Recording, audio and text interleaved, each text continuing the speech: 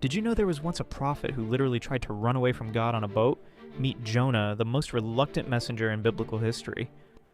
God told Jonah to go preach to Nineveh, but Jonah said no, and sailed in the opposite direction. Big mistake. God sent a storm, Jonah got thrown overboard, and spent 3 days in a whale's belly having the worst time out ever. Finally, Jonah went to Nineveh and preached. The whole city repented. You'd think he'd be thrilled, right? Wrong. Jonah was furious because he wanted God to just destroy them, not forgive them. So God taught him a lesson using a plant. He made it grow overnight to shade grumpy Jonah, then killed it the next day.